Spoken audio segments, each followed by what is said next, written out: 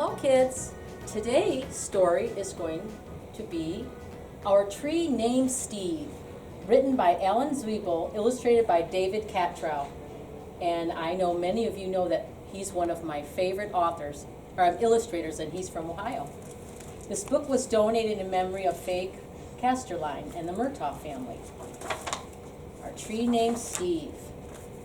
Dear kids, a long time ago, when you were little, Mom and I took you to where we wanted to build a house for us to live in. But in order to build there, men had to come and clear the land. I remember there was one tree, however, that the three of you couldn't stop staring at. Adam thought it was crying. Lindsay said it looked nervous. And Sari, who was only 2 years old, couldn't pronounce the word tree and called it Steve. I love you, Steve, she kept saying, and then Adam and Lindsay started saying it too. And before too long, Mom and I got the hint and asked the builder to please save Steve. The day we moved in, Steve was there to greet us.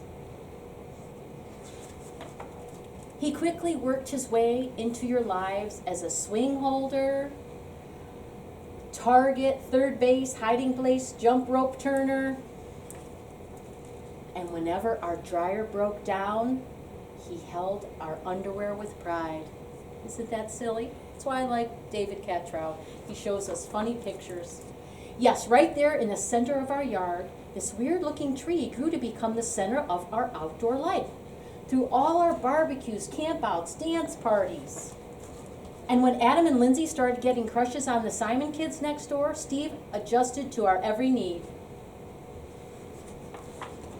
And it wasn't always easy standing tall through snowstorms in the winter, or when Uncle Chester napped in the hammock.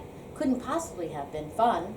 Not to mention the time that the sewer overflowed and Steve sucked up all the smelly water before it drowned Kirby.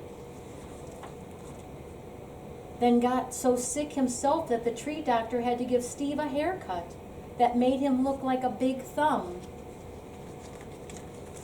Sometimes the pages get stuck. Through the years, Mom and I have tried to show you, in a world filled with strangers, the peace that comes with having things you can count on and a safe place to return to after a hard day or a long trip. Which brings me to the point of this letter. Last week, a storm hit our area, and though we spared Steve's life a long time ago, this time we couldn't save him.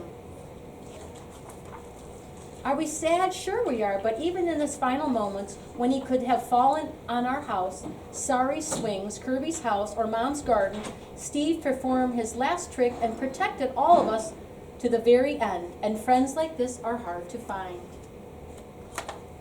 So when you come from Grandma's next week, Steve will not be able to greet you as he does in the past. I'm sorry, but please know that Steve will always be with us, in our hearts, in our thoughts, and in a different tree on the other end of our yard. See you next week. Love, Dad.